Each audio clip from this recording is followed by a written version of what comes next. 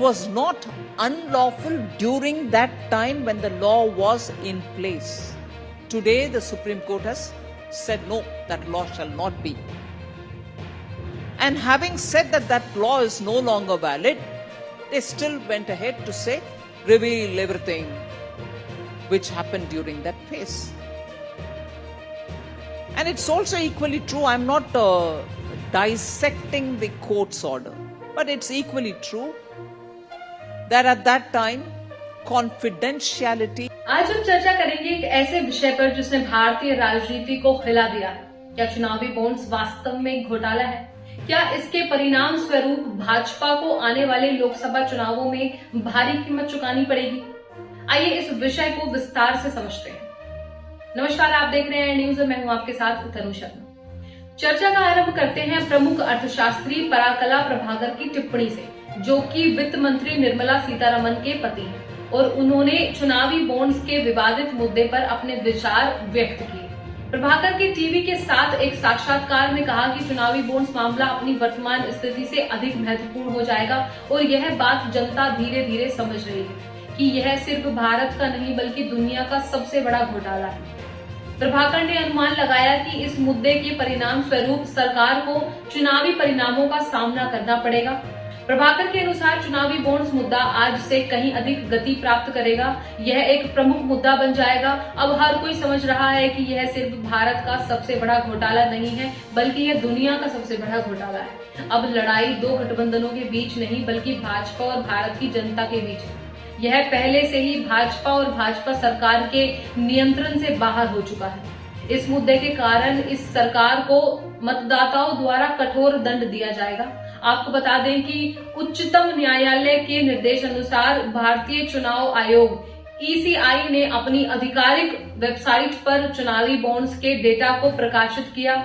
इस डेटा के अनुसार प्रधानमंत्री नरेंद्र मोदी के नेतृत्व वाली भाजपा चुनावी बॉन्ड्स का प्रमुख लाभार्थी बनी, जिसने 12 अप्रैल 2019 से 15 फरवरी 2024 तक 6,986.5 करोड़ रुपए प्राप्त किए। पश्चिम बंगाल की शासक दल तृणमूल कांग्रेस ने 1357 करोड़ रुपए प्राप्त किए, जबकि कांग्रेस ने 1334 करोड़ रुपए प्राप्त किए और राष्ट्र समिति BRS ने 1322 करोड़ रुपए प्राप्त किए।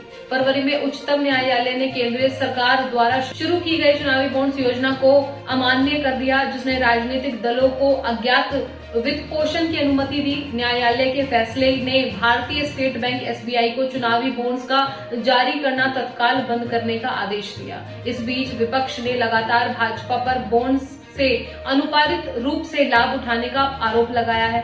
यह एक गंभीर आरोप है जिसे सत्यापित करने की आवश्यकता है। वैसे चुनावी बॉन्ड्स के मामले में यह एक अनिवार्यता है कि हम इसे एक घोटाला कहें या यहाँ तक कि इसे दुनिया का सबसे बड़ा घोटाला कहें। जब तक कि सभी तथ्यों को पूरी तरह से जांचा नहीं जाता, यह एक बहुत ही संवेदनशील मुद्दा है जिसे हल्के में नहीं लिया जा सकता। अगर हम इस मुद्दे को विश्लेषण करते हैं तो हमें यह देखना होगा कि क्या चुनावी बॉन्ड्स की व्यवस्था ने वास्तव में भाजपा की अनुपातिक रूप से लाभ पहुंचाया है, और यदि हाँ तो क्या इसका मतलब यह है कि भाजपा ने इसे अपने लाभ के लिए दुरुपयोग किया है, या क्या यह संभव है कि भाजपा ने इस व्यवस्था का उपयोग किया है जैसे कि अन्य दलों ने किया हो सकता है? यदि हाँ तो क्या इसका मतलब यह है कि भाजपा ने इसे अपने लाभ के लिए दुरुपयोग किया है, या क्या यह संभव है कि भाजपा ने बस इस व्यवस्था का उपयोग किया है जैसे कि अन्य दलों ने किया हो सकता है? इस प्रकार हमें इस मुद्दे को विश्लेषणात्मक और आलोचनात्मक दृष्टिकोण से देखने की आवश्यकता है ताकि हम इसके वास्तविक प्रभाव और संभावित परिणामों को समझ सकें। ऐसे में चुनावी बॉन्ड्स का मुद्दा एक बहुत ही संवेदनशील और जटिल मुद्दा है जिसे हल्के में नहीं लिया जा सकता।